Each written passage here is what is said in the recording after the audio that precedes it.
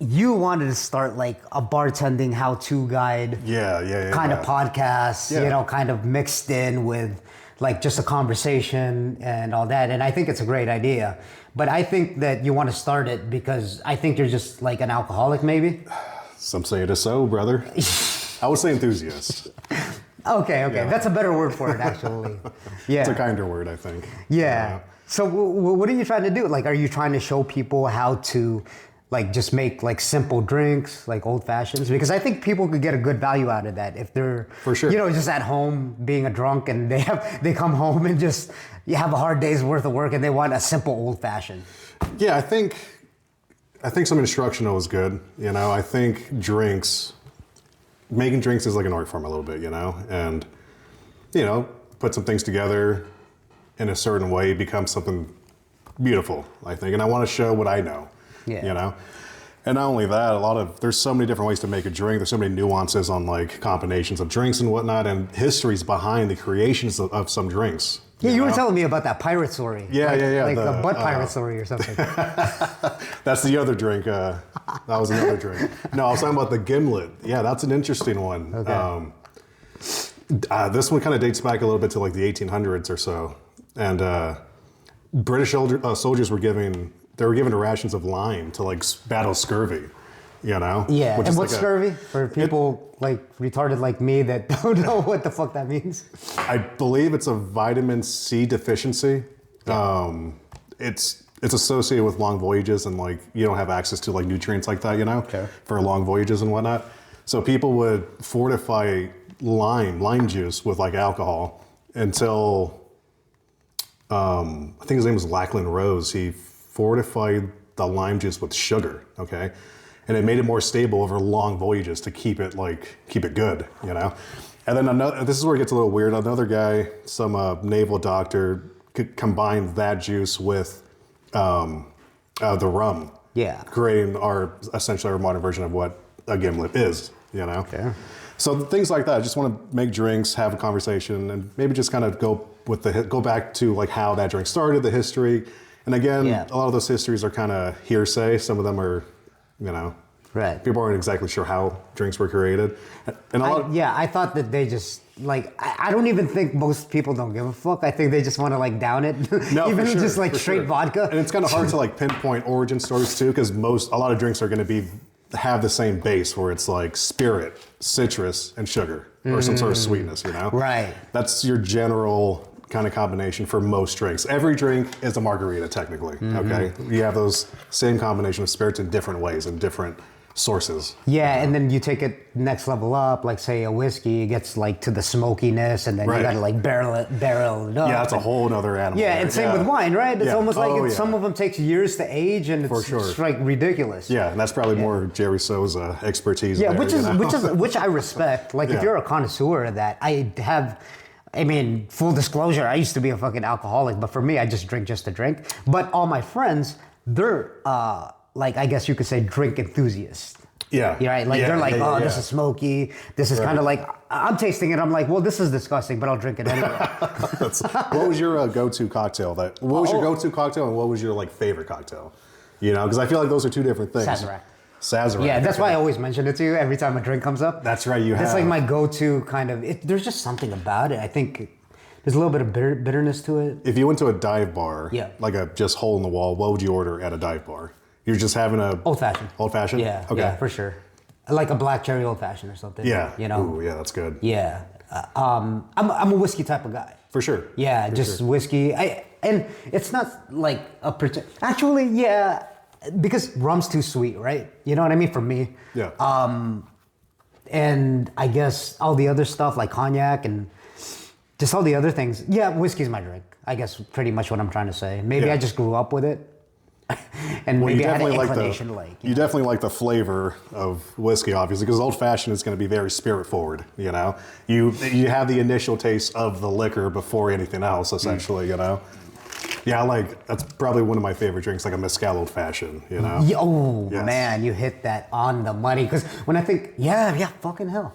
Yeah, mezcal old fashioned, man. That's a good one. The smokiness, the smokiness it's beautiful. of it. Yeah, it's a beautiful cocktail. Even with Japanese whiskeys, have a lot of smokiness to it. Yeah. I've had Sadie make me some Japanese whiskey. She's got a selection of Japanese whiskeys at her bar. That's amazing. Yeah. Yeah, man. And the other aspect of like bartending that I wanted to get to, because I have been in the service industry pretty much all my life. I've done it all, from busser, blah blah blah, servers to bartending, and this is initially what I thought, right? Like before I started as a busser, right? I thought that bartenders were so fucking cool. Yeah. You know what I mean? Yeah, like for sure. I wanted to be there. I wanted to be a bartender, and I'm not gonna lie to you, just to get women. Yeah. Like, you know what I mean? I was like, I just want to fuck chicks or something. But it was just that. It was like you're a person of status, like I was saying, in that environment. It was like, dude, who's that like bartender? Because you're the one making everyone drinks, right?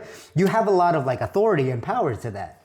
And that's how humans work naturally, right? It's just kind of like if you have that status in that certain environment, you're going to influence, not necessarily get what you want, but you're going to influence a lot of things. Not only that too, I mean, for those that are listening, we're in Vegas, and like that whole allure of the Vegas bartender. Sex sells. Yeah, I never really understood it until I did a bartending event for my sister as a gift, for her birthday, 30th birthday. And everyone was coming up like, "Are you really a Vegas bartender?" And I'm like, "Yeah, man, not only in Vegas, but on Fremont Street, you know?" Yeah, that's so funny, man. Yeah. No, you're right.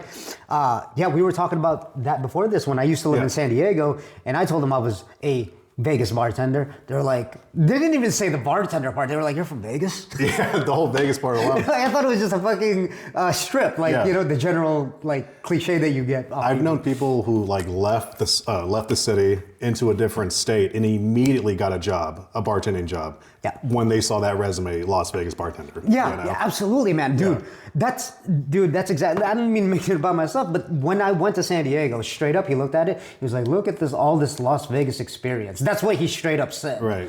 Bellagio, like I've worked at fucking steakhouses. Yeah. The cream of the crop places. Right. It's just, and I'm very, very proud of that. But, obviously as you get older, homeostasis kicks in. For sure. And it's just kind of like you go to the gym, it's like, yeah, I work out, whatever. You'll get a compliment. And then it's just kind of like, yeah, you don't think, at first you're flattered. But now you're still kind of flattered, but you're like, oh, I just breathe it. Like it's like me going to sleep or something. Yeah. See, the allure thing I wasn't really aware of until after I had been bartending for a few years. Because for me, it was like, oh, I want to be a bartender. I want to learn.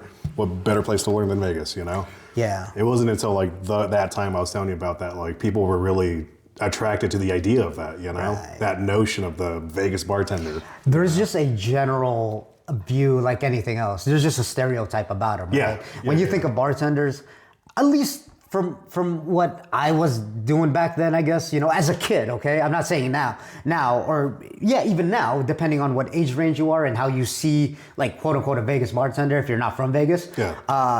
It's still, it's like that stereotypical, like, bad boy type, tattooed, bearded, right? Like fucking nice little mustache. And then again, he's like dating all the girls at his work and stuff like that. The dynamic between the server and the bartender, a tale as old as time. Bro. Oh, geez. Yeah, exactly. It's that's part of it too. I mean, a lot of people don't understand that, and a lot of people don't want to talk about it. But it is status based. A lot of it's status based. But a lot of people don't want to, like, you know what I mean, bring it up because they don't want to feel vulnerable to that.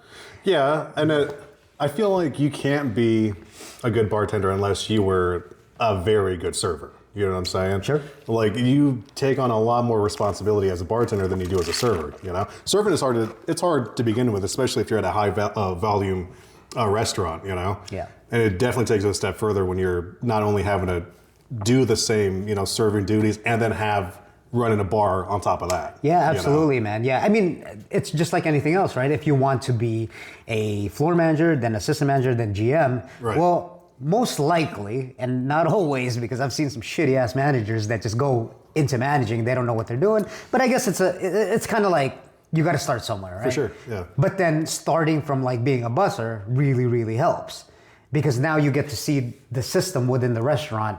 and then kind of get to tweak with it, you know, like adjust when you turn into a manager, you know how it's like, and you just don't tell people what to do, you know? You definitely get a different perspective. I've done like, working at Olive Garden for a little while, I was doing a lot of different things there when I was there, serving, bartending. I worked back of the house too, cleaned some dishes even, you know. This is after I became a bartender too, so I'm like trying to learn everything, and I wanted to learn everything.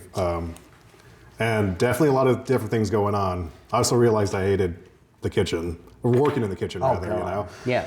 I was so mean. That's its own like world within itself. For sure, yeah. That's its own world, and you know, in some sort of way, I get it. Like a lot of people think the back of the house are assholes, which initially they are. Oh, I get it now. Because I've been a food runner too. Like, you know what I mean? I get it, and usually I'm for those guys. For sure. Because you know, you're around them enough. I'm like, damn it. Yeah, I get it, right? You're sending food back, they got to remake it, they get held back between like their tickets where they're already busy as fuck, and going crazy. 100 degrees back there. It's fucking hot as shit, and then you got your chef yelling at you and shit. So yeah, I completely get that. But back into bartending. Yeah, man, I think you have a great idea ahead of you. Consider this like episode 1. Because like, dude, I think it's a great idea. I think the reason being is that for those guys that aspire to be a bartender, Vegas bartender, like we just talked about, a lot of benefits, you know, there, not only in making drinks, but, you know, with all the other perks that come with it. You know? Exactly. And I think you'd add a lot of value to those, like even with simple like cosmopolitans and stuff like that. That's literally one of the tests. Like I think in Zuma, right? Zumi, it's Zuma or Zuma. Or Zumi, whatever. In Cosmo, it's a high-end Japanese restaurant. And I've had some friends that work there and interviewed over there, right? And one of their fucking things... How do you make a Cosmo? How to make a Cosmo, man. Yeah, I think Tao does that too. It's a questionnaire on the interview.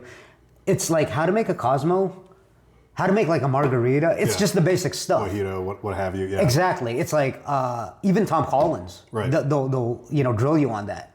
And I think it'd be a good value and a good prep for people to like know that, mixed in with a little bit of like your personality, which is like dark, humorous comedy. Hopefully that's what I'm in it for. You know what I mean? For me, I'm an alcoholic, so I don't give a fuck about the drinks. But you know, you have you're kind of like, what's it called? Killing two birds with one stone.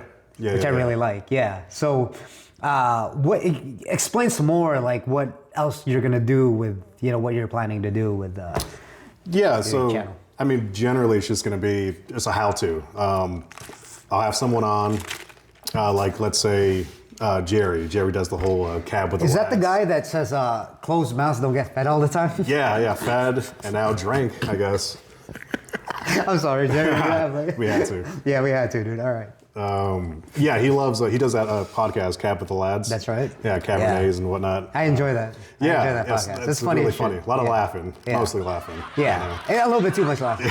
Probably too much laughing. Like, just keep it down. Yeah, we should do a compilation video of just like all their laughter put together. I think that's probably like 80% of the podcast. Probably, yeah. Okay. It's a laugh track. Sitcoms use it. We're just fucking with you, Jerry. We love your podcast and it's awesome. I get no value out of it, but still. Yeah. I get the laugh value out of it. I'm just... so he's a big wine guy. So like for him, I would do like a New York sour or something, you know? So New York sours integrate, it uses wine in the cocktail, you know? Yeah, so, that's good. Just have him, I'll make that, talk to him, you know, do a little how-to video beforehand. So that's generally the idea that I'm going for. Yeah, awesome, man. No, that sounds like a great idea. Like I said, you could provide a lot of value in that. And that's even like with drink connoisseurs, right? It's like they could get a lot of your kind of experience working at the Vegas Strip because, you know, we're the top of the top, you know, when we work at the creme of the creme. But yeah, man, I'm excited for that episode. This is the first, let's just call this one the first episode. Okay. When can people expect the second episode? I don't know. Let's see. Let me get some equipment in and we'll go from there, you know? When he says that, he just means like a camera phone, so expect it within like this week. All right, cool, man. Sweet, dude. Dope stuff.